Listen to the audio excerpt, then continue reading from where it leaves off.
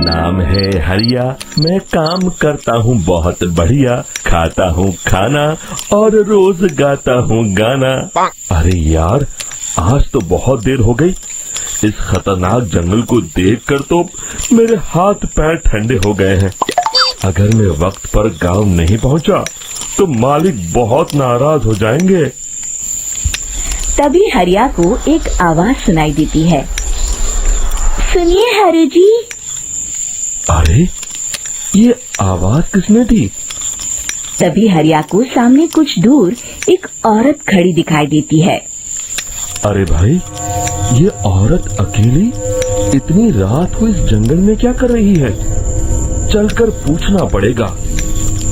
फिर हरिया अपनी बैलगाड़ी उस औरत के सामने लाकर रोक देता है और उससे पूछता है। अरे सुनिए, आप इतनी रात को इस खतरनाक जंगल में अकेली क्या कर रही हैं? तभी वो औरत मीठी आवाज में कहती है। अरे हरु जी, आप आ गए। मैं कब से आपका इंतजार कर रही थी। वैसे तो यहाँ से काफी लोग गुजर चुके हैं, लेकिन मैं खास आपका इंतजार कर रही थी। अच्छा, तुम सच कह रही हो? मुझे तो यकीन नहीं हो रहा है। वो क्या है ना, आज तक किसी ने मुझसे इतने प्यार से बात नहीं की। हाँ हाँ हरु जी, मैं सच कह रही हूँ। अब देर मत करिए और जल्दी से मुझे मेरे घर तक छोड़ दीजिए। हाँ हाँ, कौन सी बड़ी बात है, अभी छोड़ देता हूँ। आप मेरे पीछे बैलगाड़ी में बैठ जाइए और मुझे रास्ता बताते चलिए। फिर वो औरत हरिया की बैलगाड़ी में बैठ जाती है और हरिया बैलगाड़ी हाँकता हुआ आगे चल पड़ता है।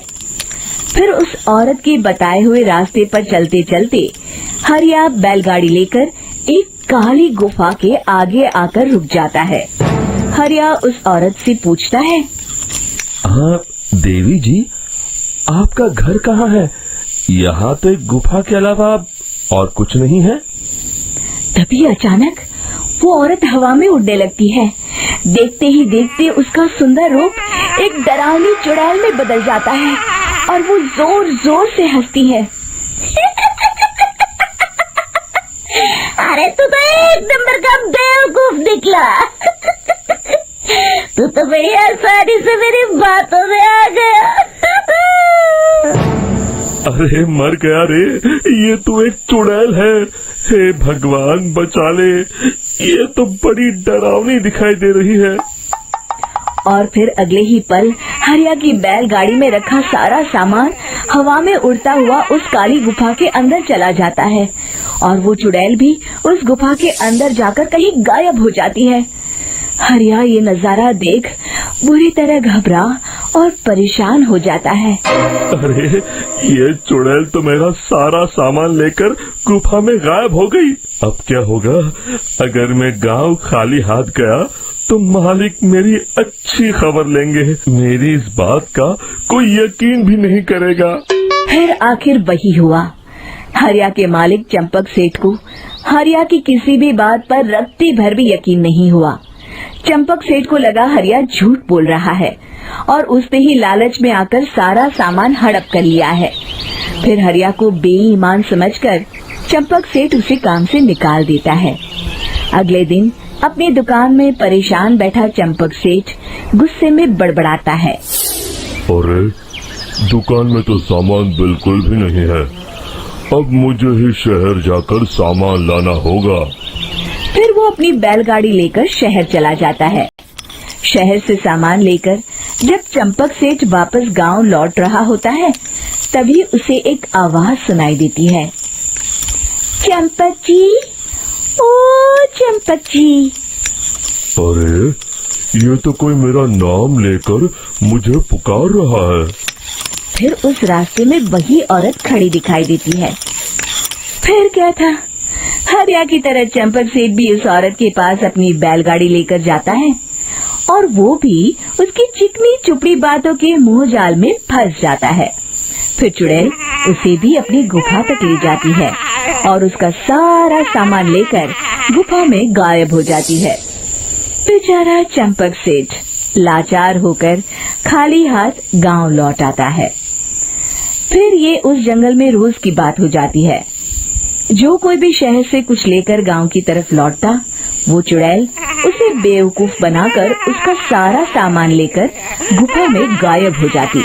एक दिन हरिया एक लकड़हारे को उसी जंगल की तरफ जाते हुए देखता है। फिर हरिया उसे रोकते हुए कहता है, अरे भाई, क्यों अपनी मौत को दावत दे रहे हो? मेरी बात मानो, आगे जंगल में मत जाओ, वहाँ एक बड़ी भयानक चुड़ैल रहती है। लकड़हारा हरिया की बातों को नजरअंदाज करते हुए कहता है, अरे भाई, मुझे पहले ही बहुत देर हो चुकी है, मुझे जाने दो भाई। शाम तक लकड़ियाँ काट कर शहर के बाजार में बेचना है। तुम अपनी ये कहानी किसी फुर्सत में बैठे इंसान को सुनाओ, मैं तो चला। इतना कहकर लकड़हारा वहाँ से आगे जंगल की तरफ चला जाता है। फिर अगले दिन गांव के मुखिया के घर के बाहर बहुत सारे लोग जमा हो जाते हैं। तभी हाथ में कुल्हाड़ी लिए खड़ा लकड़हारा कहता है, अरे मुखिया जी, अब आप ही हमें बचाइए उस जंगल वाली चुड़ैल से। हमारा सारा काम तो शहर से ही होता है। अरे मुखिया जी, उस चुड़ैल की वजह से तो मैं पूरी तरह बर्बाद हो गया हूँ। हम सबको मिलकर उस चुड़ैल का कोई इलाज करना पड़ेगा। तभी भीड़ में खड़ा बीरा कहता है, आप लोग चिंता मत करिए, कल से वो चुड़ैल किसी को नहीं लूट पाएगी। मेरे पास एक बहुत अच्छी तरकीब है। तभी चंपक सेठ उसका मजाक उड़ाते हुए कहता है, अरे तेरा नाम वीरा है तो क्या हुआ? तूने अभी उस चुड़ैल को देखा नहीं है? जाकर अपना काम कर, बड़ा आया। तब मुखिया जी कहते हैं, नहीं चंपक सेठ, मुझे लगता है हमें इस लड़के को एक मौका देना चाहिए। फिर सभी गांव वाले मुखिया जी की बातों से सहमत हो जाते हैं और वीरा शाम को एक बैलगाड़ी में कुछ सामान लादकर उस जंगल की ओर चल देता है। वीरा, ओ वीरा, कहाँ जा रहा है? तभी वीरा मुड़ के देखता है, वही चुड़ैल एक औरत के रूप में खड़ी है।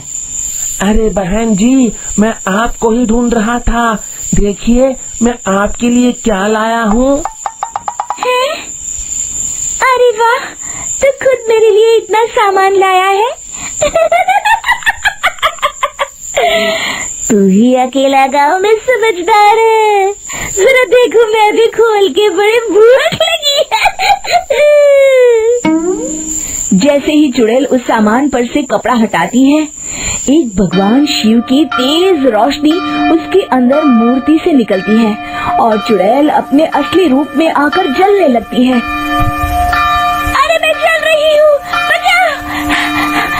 बचाओ! ओम नमः शिवाय, मर गई मैं! देखते ही देखते वो चुड़ैल राख के साथ उड़ जाती है और सभी गांव वाले भी वहां आ जाते हैं। शिक्षा बुराई पे सदा अच्छाई की ही जीत होती है।